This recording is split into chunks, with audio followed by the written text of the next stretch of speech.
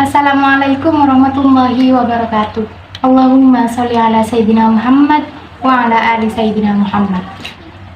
Alhamdulillahirabbil alamin wa bihi nasta'in wa ala umuri dunya waddin wassalatu wassalamu ala asyrofil anbiya'i wal mursalin sayyidina wa habibina wa syafi'ina wa maulana Muhammadin wa ala alihi wa sahbihi ajma'in. Yang terhormat Kiai Haji Hasan Mutawakil Alamah SHMM selaku pengasuh Pondok Pesantren Zainul Hasan Genggong. Yang terhormat Bapak Dr. Abdul Aziz Wahab BAMAG selaku Rektor Universitas Islam Zainul Hasan Genggong. Yang terhormat kepada Ibu Wahyu Lestari MPD selaku Dekan Fakultas Tadris Umum Universitas Islam Zainul Hasan Genggong. Yang terhormat kepada Bapak Babul Bahrudin MPD selaku Kaprodi Tadris Ilmu Pengetahuan Sosial Universitas Islam Zainul Hasan Genggong. Yang terhormat pula Ustazah Fika Anjana MPD selaku dosen pengampu mata kuliah Psikologi Pendidikan dan Pembelajaran. Dan yang kami sayangi kedua orang tua yang selalu mendoakan kami. Dan yang kami banggakan kepada semua teman-teman seperjuangan kami.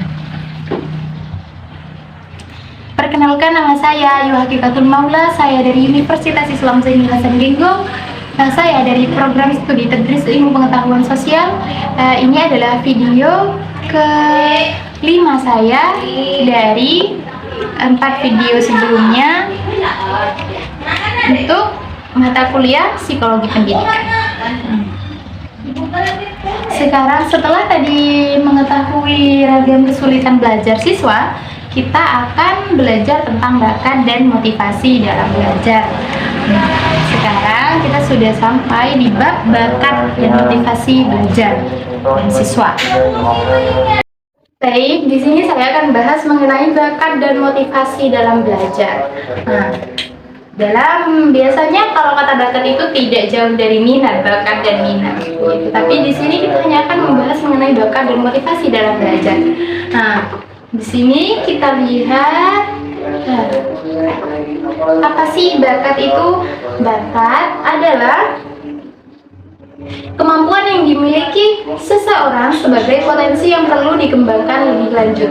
Bakat itu adalah kemampuan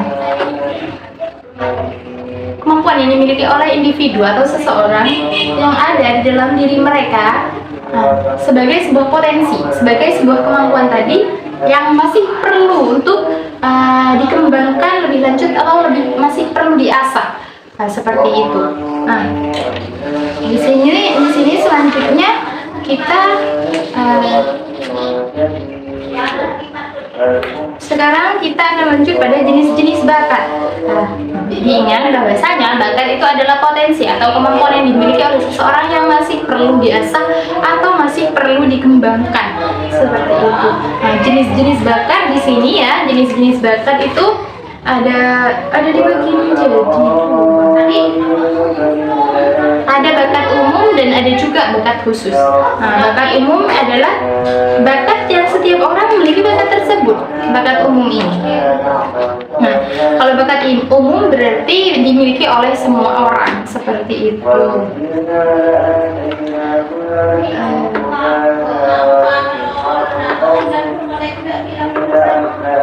Sedangkan kalau bakat khusus, tidak semua orang memiliki bakat tersebut. Kalau bakat khusus hanya orang-orang tertentu saja yang memiliki, tidak semua orang memiliki bakat tersebut, seperti itu. Contohnya kalau bakat khusus ini seperti menjadi seorang pemimpin, penceramah, olahragawan dan lain sebagainya. Selanjutnya di sini ada bakat akademika. Terusan dari jenis-jenis bakat tadi ada bakat akademika, yaitu yang mana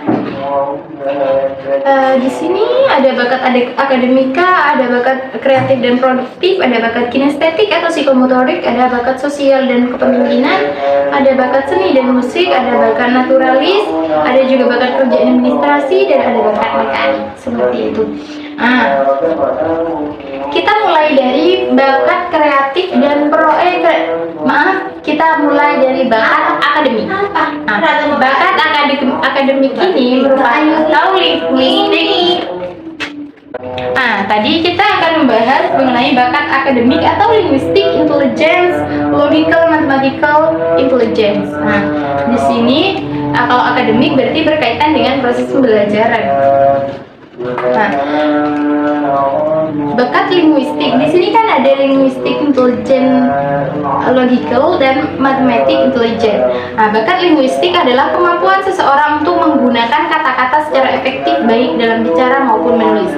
Bakat intelijen ialah kemampuan yang dimiliki oleh seseorang dalam mengelola kata-kata yang akan mereka sampaikan agar bagaimana dengan mudah orang yang mendengarkan itu bisa memahami apa yang mereka sampaikan. Seperti itu.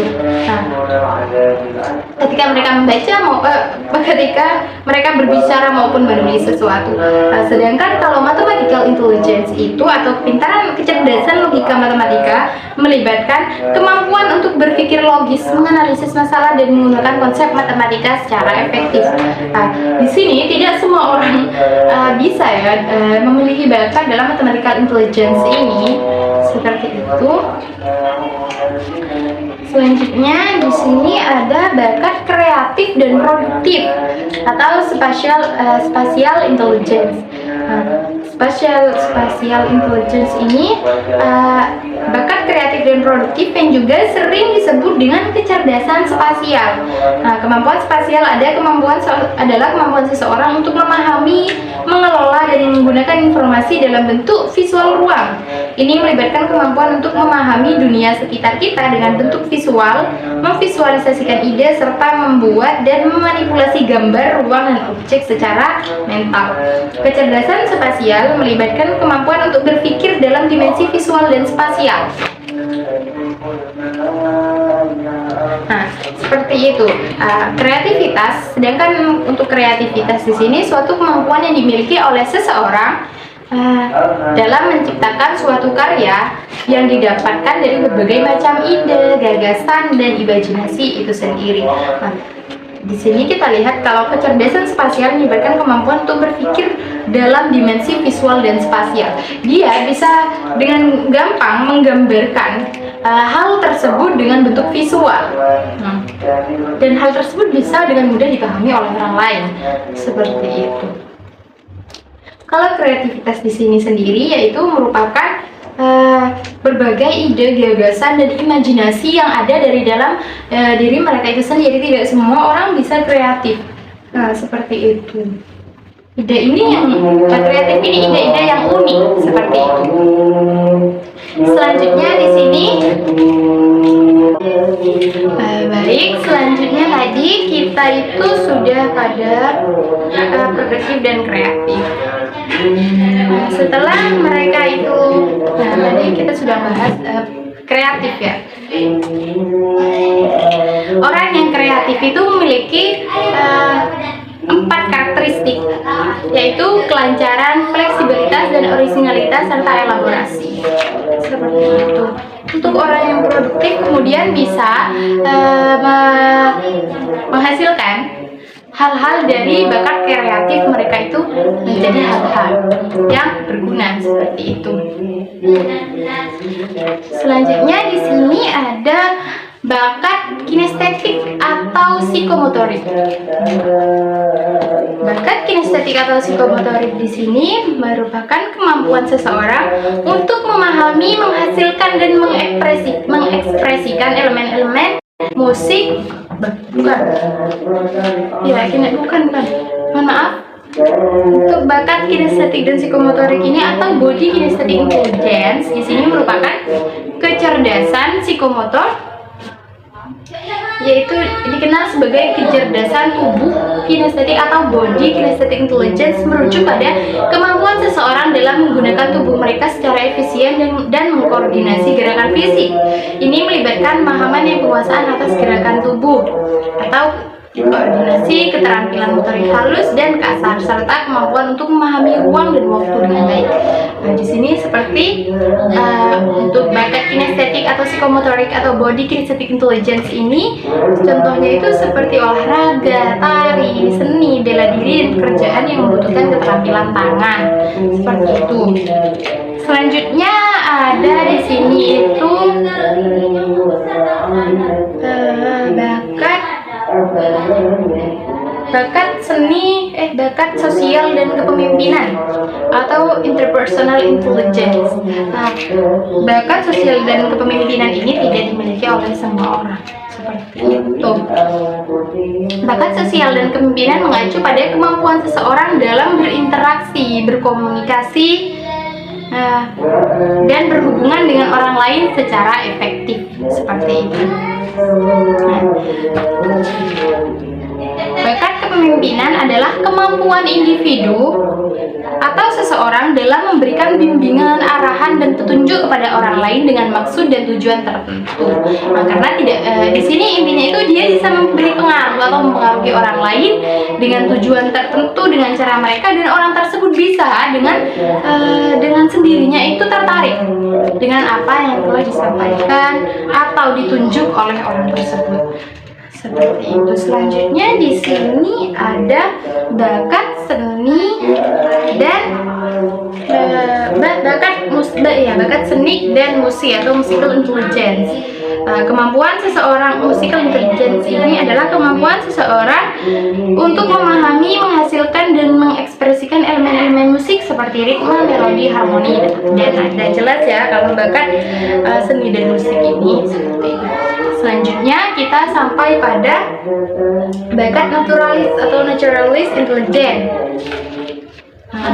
Bakat naturalis adalah kemampuan seseorang untuk mengenali, memahami, dan berinteraksi dengan alam serta lingkungan alamiah. Di sini kalau untuk bakat naturalis ini terdapat beberapa, yaitu kemampuan untuk mengamati dan mengidentifikasi. Di sini kemampuan untuk mengamati dengan sesama dunia alam dan mengidentifikasi berbagai jenis makhluk hidup, tumbuhan, geologi, dan fenomena alam. Selanjutnya ada mengklasifikasikan dan mengelompokkan. Selanjutnya juga ada memahami hubungan ekologi, memelihara lingkungan, serta menggunakan pengetahuan. Di sini kalau bakat naturalis ini setiap orang pasti memilikinya, seperti itu. Selanjutnya kita sampai pada bakat kerja administrasi. Kenapa tidak semua orang bisa mempunyai bakat bekerja administrasi ini? Di sini bakat kerja administrasi adalah kemampuan seseorang untuk melaksanakan tugas-tugas administratif dengan efisien dan efektif, seperti itu. Di sini teman-teman, seperti contohnya itu organisasi, perencanaan, kemampuan berkomunikasi dengan tertib, ketelitian, manajemen dokumen, dan penanganan tugas rutin, serta pemahaman sistem administratif. Selanjutnya di sini ada bakat mekanik. Bakat mekanik di sini yang berkaitan dengan bekerja dan memperbaiki perangkat mekanis atau mesin atau peralatan teknis, seperti itu. Selanjutnya di sini ada peran bakat ya. Faktor. Terlebih dahulu kita beralih pada faktor yang mempengaruhi perkembangan bakat. Ada beberapa faktor yang mempengaruhi perkembangan bakat di dalam diri seseorang. Ada dua faktor seperti sebelumnya, itu ada faktor internal dan ada faktor eksternal di sini. Faktor internal itu faktor bawaan genetik. Memang ada dari dalam dirinya yang dihasilkan dari gen-gen dari keluarganya atau orang tuanya. Dan ini tidak dimiliki oleh semua orang dan pasti berbeda setiap gen yang diberikan oleh orang tua kepada anaknya, seperti itu. Dan kemudian ada faktor kepribadian. Faktor kepribadian ini yaitu bagaimana dirinya kemudian memiliki pribadi yang berbeda dari orang lain. Faktor itu keadaan psikologis di mana perkembangan potensi anak tergantung pada diri dan emosi anak itu sendiri. Di sini ketergantungan bagaimana kemudian kepribadian itu terbentuk dari dalam dirinya sendiri, seperti itu.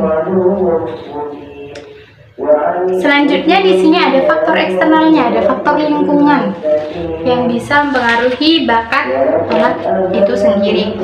Faktor lingkungan merupakan olahan dari berbagai hal yang mendukung pengembangan minat dan bakat anak.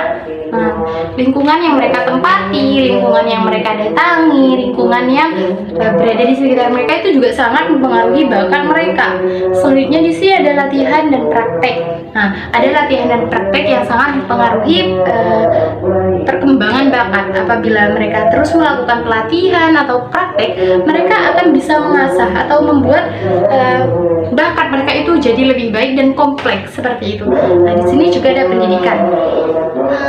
Pendidikan formal dan informal dapat membantu mengasah bakat. Guru yang berkualitas dan lingkungan belajar yang mendukung sangat berperan. Seperti itu. Selanjutnya ada kesempatan. Kesempatan untuk tampil dan menunjukkan bakat juga berpengaruh. Ini bisa melalui pertunjukan kompetensi atau proyek-proyek. Kesempatan yang diberikan kepada seseorang yang memiliki bakat memberikan mereka ruang untuk memberitahu orang lain bahwa bakat yang mereka miliki itu bagus atau bisa bermanfaat bagi orang lain. Itu akan juga mendorong perkembangan bakat dari anak tersebut seperti itu. Mohon maaf sebelumnya karena cahayanya kurang karena memang sudah malam seperti itu. Selanjutnya di sini ada balik. Ketika mereka diberikan kesempatan dan mereka mendapatkan apresiasi atau mereka merasa hal tersebut kurang, maka di situ juga kesempatan bagi mereka untuk memperbaiki dan mengasah lagi kemampuan mereka seperti itu. Nah, selanjutnya di sini ada ketahanan mental dan emosional. Nah, kemampuan untuk mengatasi rintangan dan kegagalan dalam pengembangan bakat juga memainkan peran penting. Kemampuan untuk mengatasi rintangan dan kegagalan. Apabila mereka memiliki ketahanan mental dan emosional yang baik atau stabil, di sini juga mendukung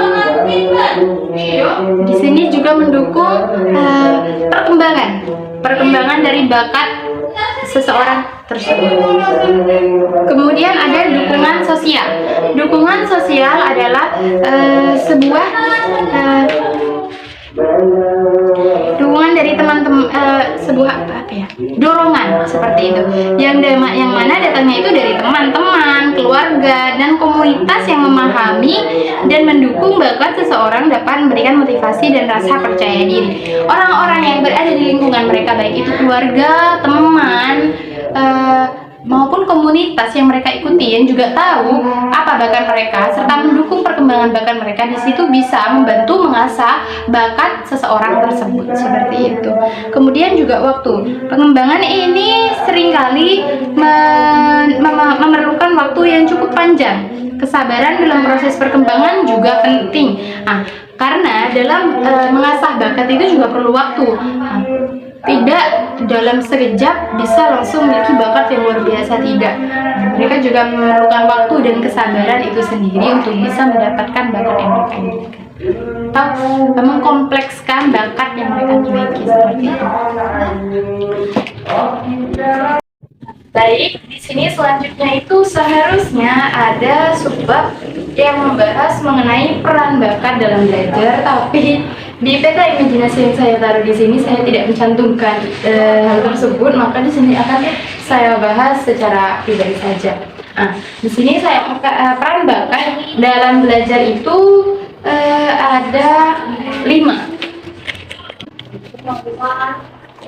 Ada 5 peran bakat dalam belajar. Yang pertama ada motivasi intrinsik, kemudian ada pengembangan keterampilan lebih cepat, kepercayaan diri, juga pengembangan kreativitas serta pengembangan identitas.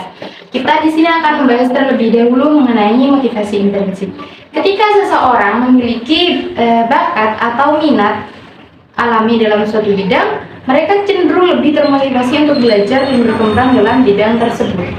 Di sini dikatakan bahwasanya apabila suatu anak atau suatu siswa memiliki bakat atau minat di dalam suatu bidang, mereka akan cenderung untuk mempelajari hal tersebut secara lebih mendalam, juga menguasai hal tersebut dengan cara yang keras.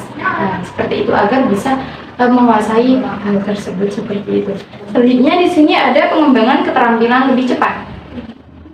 Bakat alami dapat membuat proses pembelajaran lebih efisien. Seseorang dengan bakat musik misalnya mungkin belajar bermain alat musik dengan lebih cepat dan mudah daripada yang lainnya. Di sini apabila orang tersebut memiliki bakat dalam hal-hal tersebut itu mereka akan lebih cepat belajar untuk bakat tersebut tadi dibanding dengan orang-orang lainnya. Contohnya nih, ada satu anak yang memiliki bakat dalam bermusik atau musik. Dalam pembelajaran musik, anak itu akan lebih dulu menguasai dibandingkan dengan anak-anak yang lain yang memang tidak memiliki bakat alami mengenai musik seperti itu. Dan juga di situ mereka tidak terlalu memiliki minat seperti itu. Selanjutnya ada kepercayaan diri yang ketiga. Nah, bakat yang diakui dan dikembangkan dengan baik dapat meningkatkan kepercayaan diri seseorang. Mereka merasa lebih yakin dalam kemampuan mereka dalam bidang tersebut, bidang tertentu yang dapat mempengaruhi hasil belajar secara positif. Nah, ketika seseorang itu sudah tahu dan merasakan bahwa dirinya itu memiliki bakat, nah di sini, dan kemudian bakat itu dikembangkan, maka anak ini akan cenderung percaya diri dalam memperlihatkan bakat yang mereka miliki kepada orang lain seperti itu, dan itu akan memberikan hasil yang baik pada tahap akhir penguasaan bakat tersebut seperti itu. Selanjutnya di sini ada pengembangan kreativitas. Bakat dalam bidang seni atau kreativitas dapat membantu siswa mengembangkan pandangan yang unik dan kreatif dalam pemecahan masalah dan berpikir out of the box. Nah, di sini ada pengembangan kreatif yang tadi bakat dalam bidang seni atau kreatif dapat membantu siswa berkembang yang unik. Di sini orang yang memiliki bakat kreativitas, maka dia akan lebih pemikirannya tuh out of the box, tidak bisa kalau menurut orang lain itu tidak masuk akal, tapi menurut dia itu hal-hal yang mudah seperti itu. Nah, apa yang dia hasilkan juga sangat berbeda dengan orang lain yang mungkin jauh lebih indah seperti itu karena kreativitas yang dia miliki. Nah, di sini juga ada pengembangan identitas. Bakat dapat menjadi bagian penting dari identitas seseorang. Ini membantu seseorang merasa berarti dan memiliki peran dalam komunitas mereka. Karena bakat yang sudah dikembangkan tadi dan orang lain juga tahu bahwa orang tersebut memiliki bakat, maka di situ juga membantu mengembangkan identitas orang tersebut agar dapat mudah dikenali oleh orang lain dengan bakat yang ia miliki seperti itu. Nah,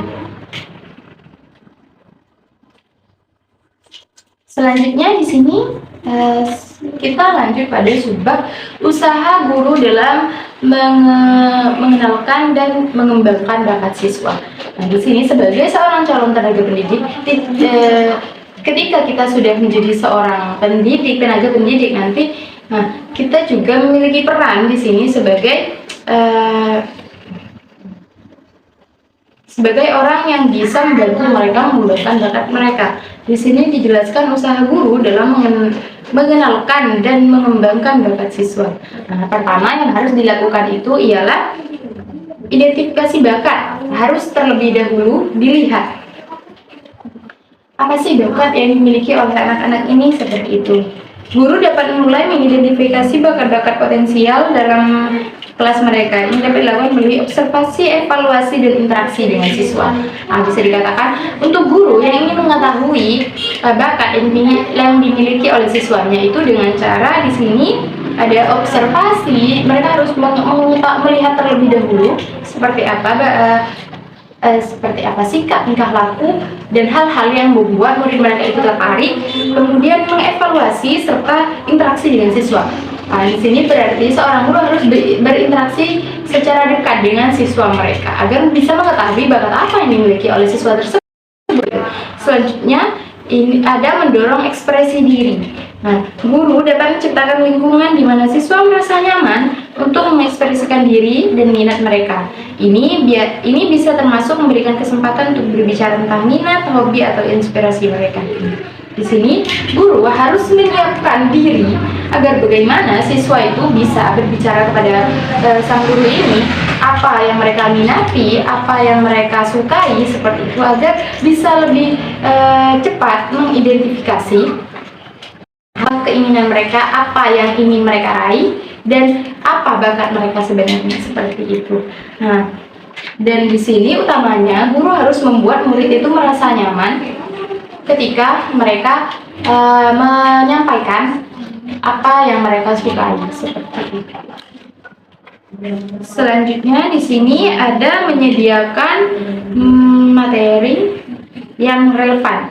Nah, setelah mengetahui bakat, minat, serta apa yang disukai dan lain sebagainya dari murid tersebut, selanjutnya yang harus dilakukan oleh seorang guru itu ialah menyediakan materi yang relevan. Materi yang relevan dengan apa yang disukai oleh para murid-muridnya ini dan bakat apa yang dimiliki oleh anak-anak ini, materi yang diberikan harus sesuai atau relevan dengan apa yang mereka sukai. Karena kenapa? Karena jika materi yang diberikan itu tidak sesuai atau tidak relevan dengan apa yang mereka sukai, otomatis di sini kebanyakan anak akan cenderung melenceng atau tidak mendengarkan atau mengabaikan materi yang akan diberikan apabila mereka tidak menyukainya. Seperti itu.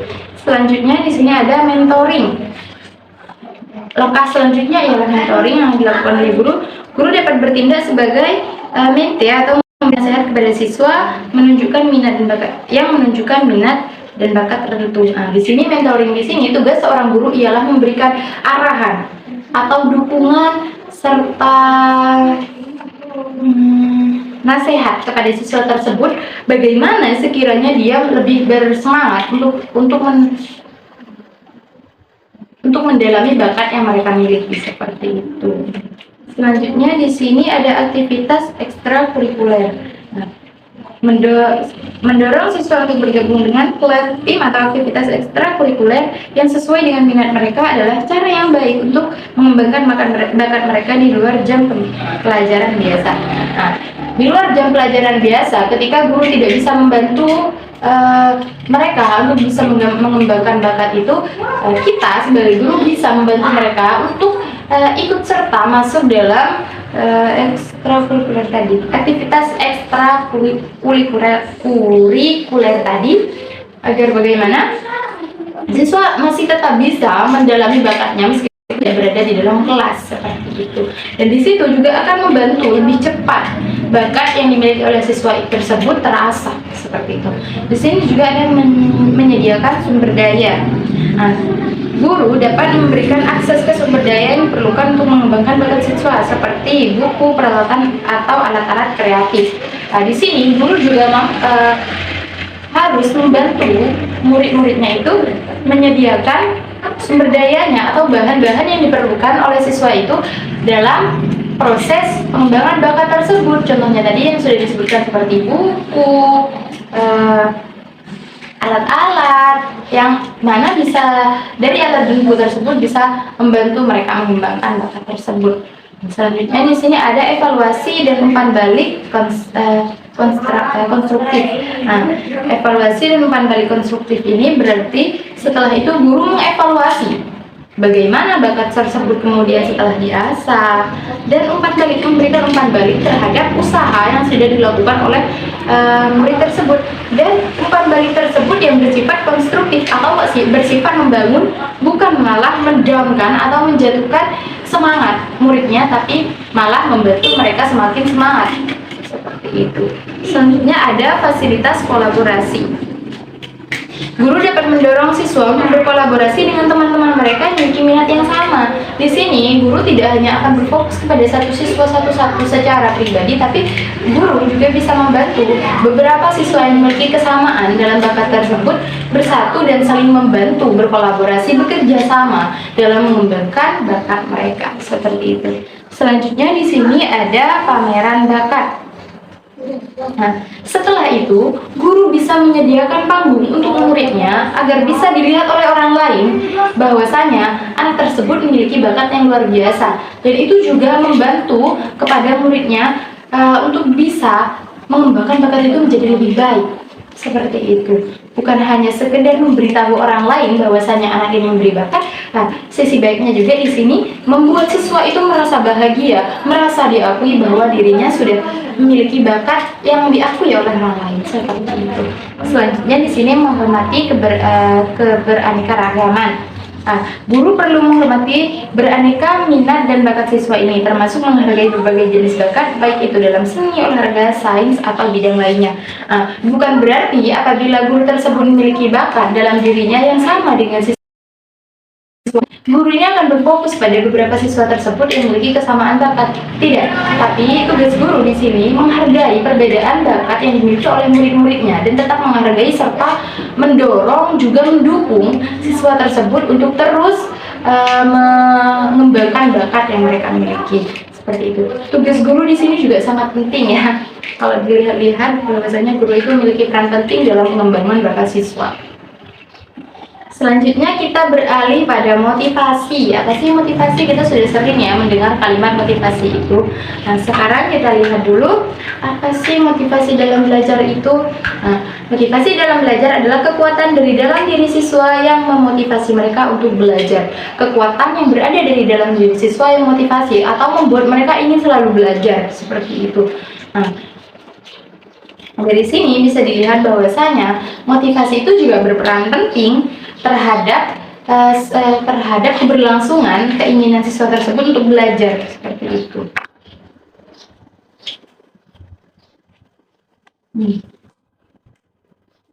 Kita lanjut ke motivasi.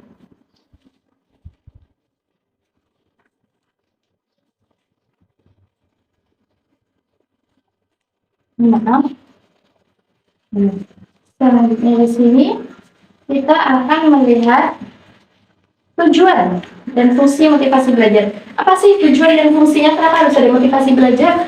Nah, kita lihat di sini. Nah, tujuan dan fungsi motivasi belajar. Nah, yang pertama ada mendorong siswa untuk belajar. Nah, adanya motivasi ini agar bagaimana siswa tersebut bisa terus terdorong dirinya untuk belajar, seperti itu. Harus ada hal-hal yang bisa membuat siswa ini semangat untuk belajar, seperti itu.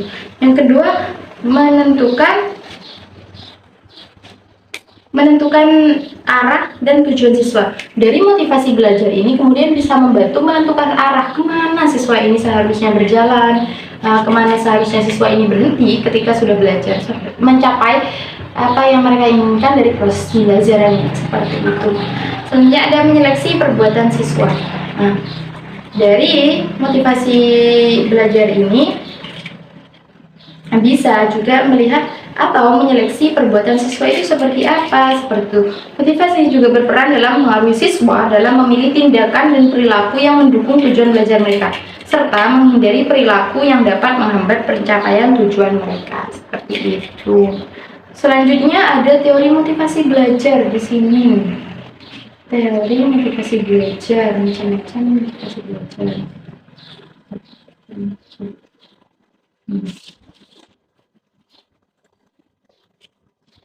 Tidak ya, saya di sini tidak meletakkan teori motivasi belajar di sini.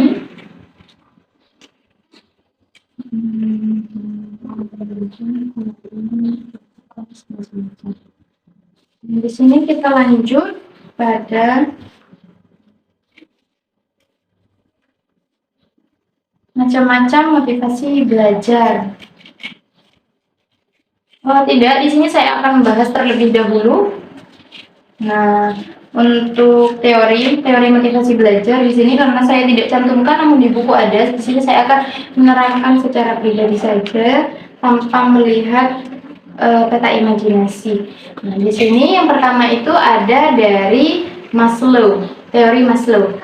Abraham Maslow yang hidup dari tahun 1908 hingga 1970 mengembangkan sebuah teori yang mengatakan bahwa setiap individu memiliki hierarki kebutuhan, baik fisik maupun psikologis yang memiliki dorongan untuk memenuhi kebutuhan. Ini dia dijelaskan bahwa motivasi merupakan salah satu dari kebutuhan psikologi ini. Maslow mengidentifikasikan beberapa jenis kebutuhan individu, dimulai dari kebutuhan fisiologis. Nah, selain itu ada kebutuhan sosial seperti kasih sayang, seperti itu. Di sini Maslow mengatakan bahwasanya setiap individu itu memiliki hierarki kebutuhan, mereka memiliki kebutuhan. Nah, salah satunya di sini adalah motivasi. Mereka juga membutuhkan motivasi dalam diri mereka untuk terus mengembangkan apa yang mereka miliki atau kecerdasan dan lain sebagainya yang mereka miliki, seperti itu. Lanjutan dari teori Maslow tadi, di sini ada juga teori, ada beberapa ya, ada 6 teori sebenarnya di sini. Selanjutnya ada teori harapan Bloom. Nah, di sini Robbins berpendapat bahwa teori pengharapan menurut Viktor Haverum adalah penjelasan yang paling komprehensif tentang motivasi saat ini.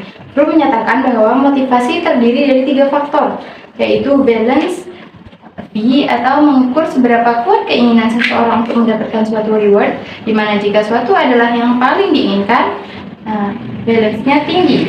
Selanjutnya ada ekspektasi, E, yang mengidentifikasikan kemungkinan keberhasilan atau probabilitas kinerja yang berkisar dari 0 tanpa harapan hingga 1 pengharapan. Kemudian ada instrumentally, yaitu menunjukkan peluang penerimaan reward jika pekerjaan yang hasilnya dilakukan. Nah, di sini dikatakan bahwasanya motivasi itu terdiri dari 3 faktor.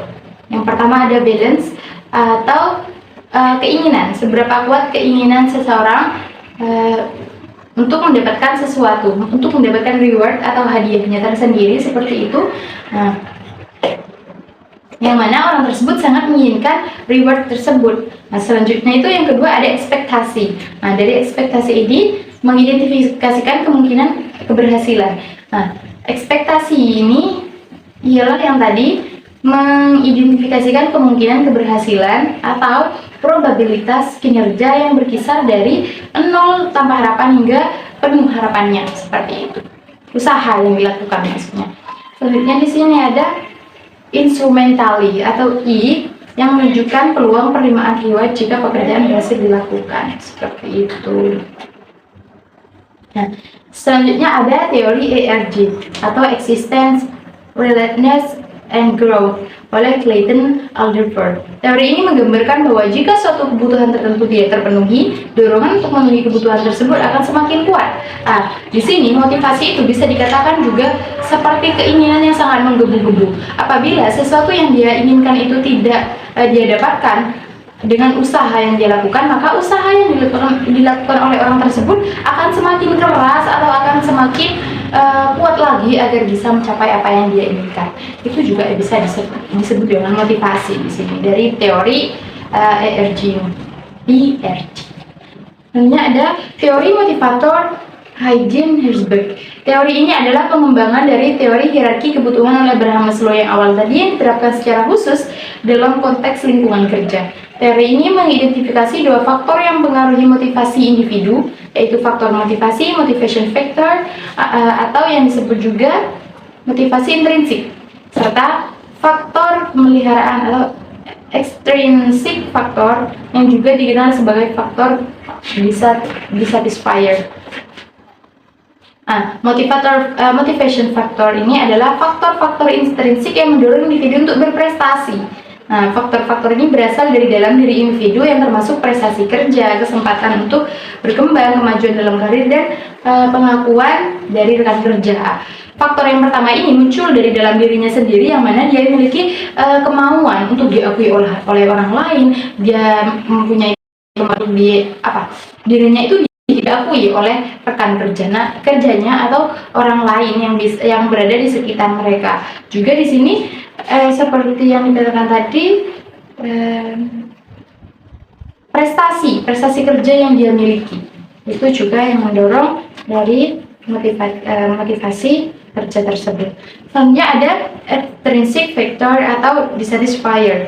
Ini adalah faktor-faktor ekstrinsik yang berasal dari luar individu dan mempengaruhi perilaku mereka dalam lingkungan kerja. Faktor-faktor ini mencakup status dalam organisasi, hubungan dengan atasan dan rekan kerja, metode pengawasan oleh manajer, kebijakan organisasi, sistem administrasi, kondisi kerja, dan sistem imbalan. Nah, ini yang datanya mana datanya itu dari luar diri mereka. Yang di sini itu dikatakan hal ini bisa mendorong orang tersebut melakukan hal-hal tersebut dengan giat atau dengan baik, yang mana kalau tadi itu dikatakan muncul dari dalam dirinya, kalau dia ingin diakui oleh orang lain, faktor ini muncul dari luar yang mana bisa membuat orang ini melakukan hal yang lebih baik. Yang mana tadi dikatakan di sini yaitu status dalam organisasi. Statusnya juga menentukan bagaimana dia akan melakukan pekerjaan tersebut dalam lingkungannya. Apabila statusnya tinggi, maka dia seharusnya melakukan hal-hal yang lebih baik sebagai contoh untuk orang-orang yang berada di bawah mereka. seperti itu. Selanjutnya ada metode pengawasan oleh manajer. Kenapa? Karena metode pengawasan yang sangat ketat juga itu bisa membuat orang tersebut tidak nyaman dalam proses pekerjaan mereka dan menganggap bahwa dia selalu diawasi karena akan membuat kesalahan, padahal dia sudah sangat berusaha untuk melakukan yang terbaik untuk manajernya, seperti itu.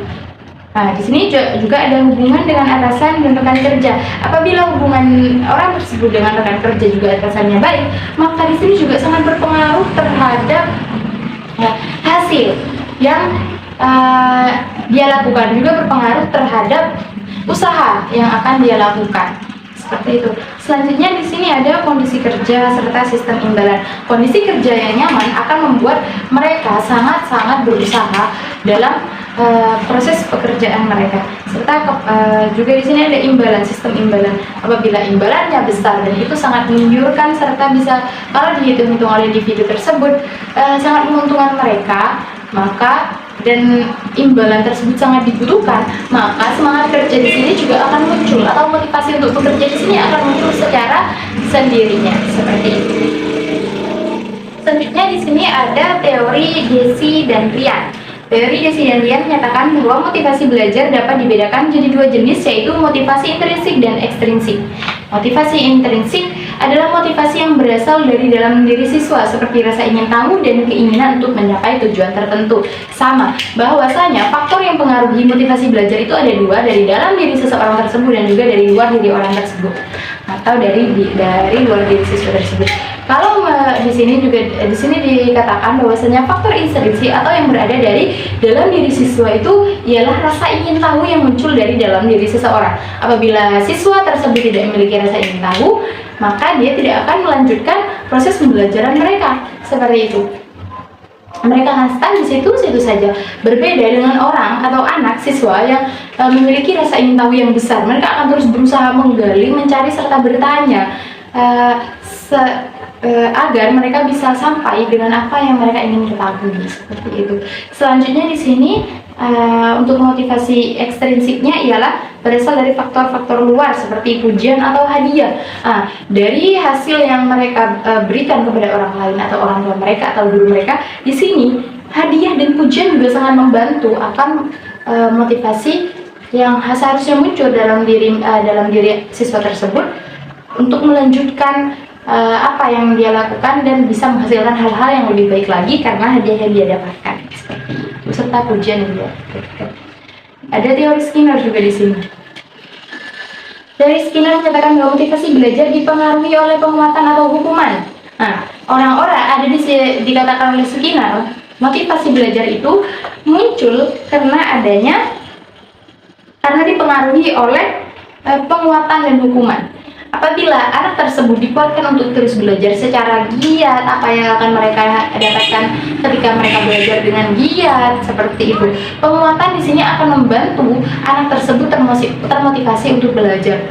Sementara untuk hukuman di sini, dari hukuman tersebut akan membuat anak tersebut tidak melakukan hal-hal yang sama agar mereka tidak jatuh ke lubang yang sama seperti sebelumnya, seperti itu. Selanjutnya di sini ada macam-macam motivasi. Kita sudah sampai di macam-macam motivasi. Di sini ada macam-macam motivasi. Yang pertama di situ ada motivasi bawaan. Ya, ada motivasi motif bawaan. Motif bawaan di sini yaitu dorongan yang sudah ada sejak lahir. Dorongan yang sudah ada sejak individu itu lahir, seperti dorongan untuk makan, minum, bekerja, istirahat, dan seksual. Motivasi bawaan ini seperti rasa ingin, rasa keinginan, ya, yang ada dari dalam diri seseorang itu sejak dia lahir, seperti yang dikatakan tadi, seperti dorongan untuk makan, minum, bekerja, hingga istirahat. Itu kan bukan hal seperti itu kan memang ada dari dalam diri seseorang. Bila seseorang itu merasa lapar, maka dia akan makan, seperti itu, tanpa adanya hukuman ataupun penguatan, seperti itu. Selanjutnya di sini ada motif yang dipelajari. dorongan yang berkembang karena pengaruh lingkungan sosial. Nah, dorongan yang berkembang karena pengaruh lingkungan sosial, seperti dorongan untuk belajar suatu ilmu pengetahuan atau mengejar sesuatu kepada masyarakat. Seperti ini. Di sini motif yang dipelajari itu di mana mereka melihat bagaimana lingkungan di sekitarnya itu, dan mereka itu menginginkan dia memberikan sesuatu terhadap lingkungan di sekitarnya. Nah, mereka mencari tahu, kemudian mempelajari apa hal-hal yang bisa kemudian memberikan manfaat kepada lingkungannya. Di sini dari melihat di sekitar lingkungannya, mereka akan termotivasi, dan motifnya di sini motif yang dipelajari seperti itu. Selanjutnya di sini kemudian ahli psikologi juga mengatakan ya, bahwasanya di sini tidak saya tulis, bahwasanya sudah ada tadi. Ini ada beberapa ahli psikologi yang mengklasifikasikan motif yang ada dalam diri manusia dalam beberapa golongan, yaitu motif primer dan sekunder. Yang pertama ada motif primer dan sekunder, yang mana motif primer berhubungan dengan keadaan fisiologis manusia yang tidak tergantung pada pengalaman individu. Nah, untuk motif sekunder ya tidak berhubungan dengan keadaan fisiologis, sangat dipengaruhi oleh pengalaman individu. Kalau motivasi primer itu memang dia hanya ingin memiliki dorongan tanpa adanya pengalaman yang membuat dia merasa untuk melakukan sesuatu tersebut. Sementara untuk motif sekunder ialah dorongan yang muncul karena dipengaruhi oleh pengalaman individu sebelum-sebelumnya, seperti itu. Kemudian dari pengalaman tersebut memunculkan motivasi untuk melakukan hal tersebut lagi. Selanjutnya ada motif intrinsik dan ekstrinsik, tadi ada dari dalam dirinya dan juga dari luar. Kemudian ada motif tunggal dan motif bergabung. Motif tunggal adalah dorongan tunggal perilaku individu. Motif tunggal ini yang mana dirinya sendiri mendorong untuk terus melakukan hal-hal yang lebih baik, atau termotivasi untuk melakukan hal-hal yang lebih baik, atau mempelajari pelajaran atau mata pelajaran yang mereka inginkan sendiri, dorongan dari dalam diri mereka sendiri. Untuk motif bergabung melibatkan lebih dari satu dorongan yang berperan dalam tingkah laku individu, seperti dorongan dari orang tua, seperti itu, atau teman dan guru yang ada di sekitar mereka. Selanjutnya ada motif mendekat dan motif menjauh. Nah, motif mendekat melibatkan respon individu yang mendekati stimulus atau tujuan.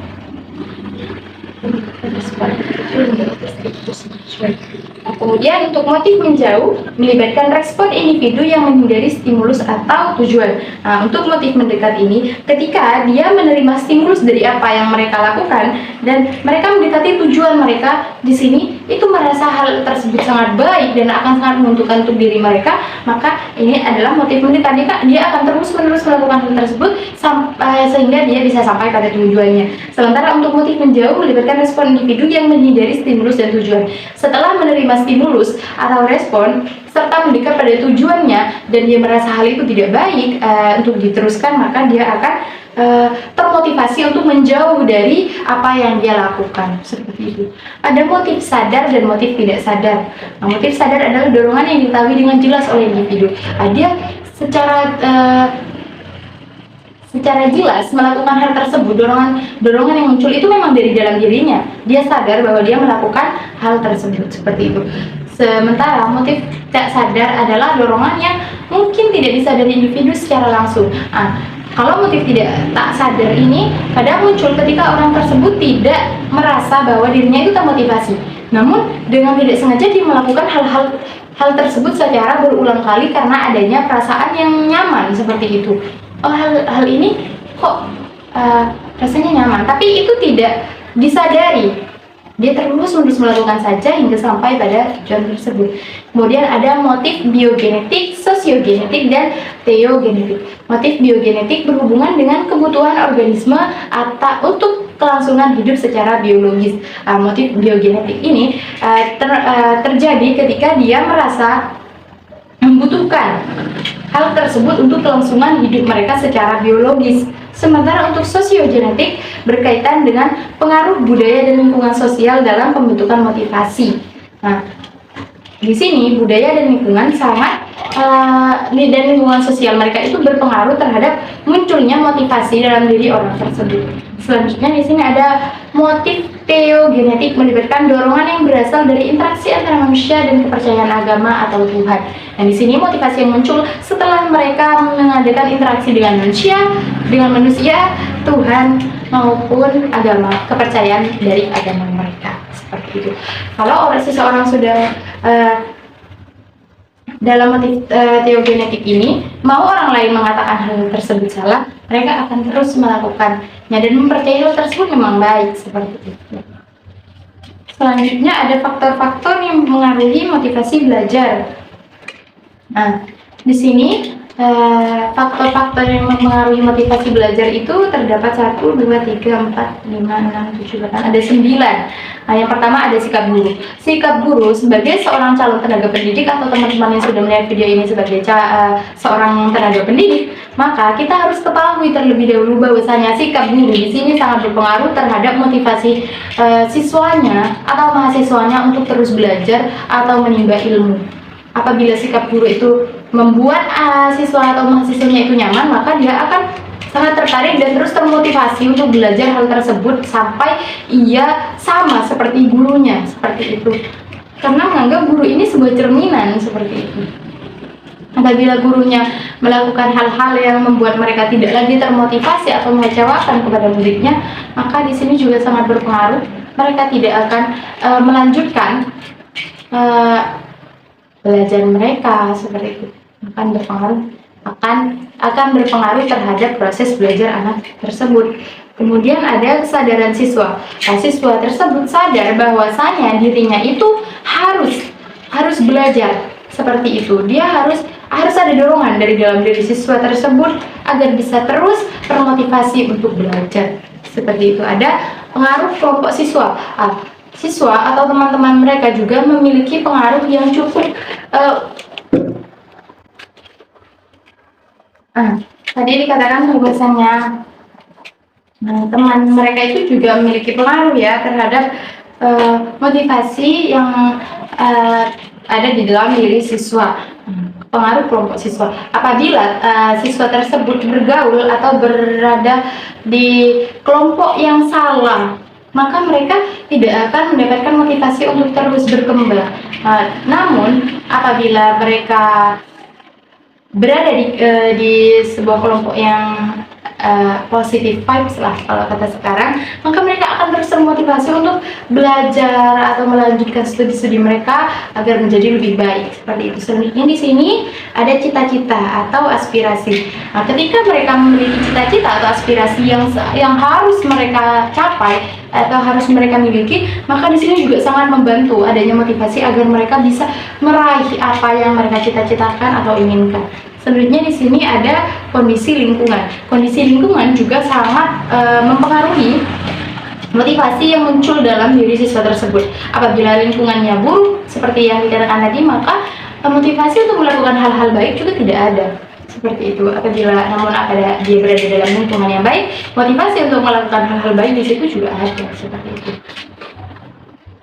Selanjutnya di sini kondisi siswa itu sendiri. Kondisi siswa di sini mencakup seperti mental mereka, keadaan mereka, seperti itu. Nah, yang ini yang harus benar-benar dijaga oleh teman-teman sekalian,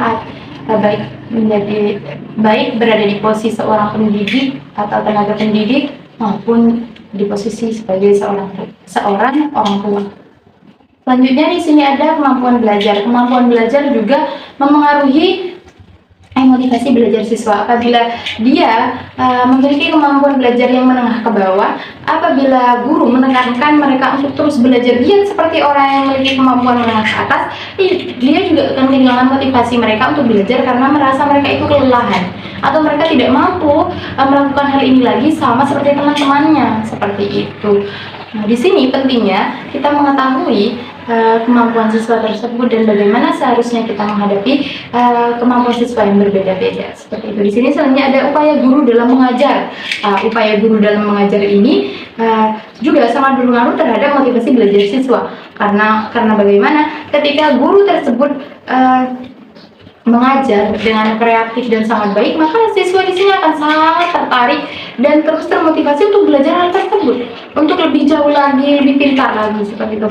Apabila upaya guru dalam belajar ini tidak terlalu baik atau besar, maka hasil yang didapatkan oleh muridnya juga tidak sama seperti yang dilakukan oleh gurunya, seperti itu. Sudah. Nah, di sini ada hubungan minat, motivasi, dan prestasi siswa. Saya tidak membuat peta imajinasinya karena memang sudah tidak muat untuk ditaruh di sini.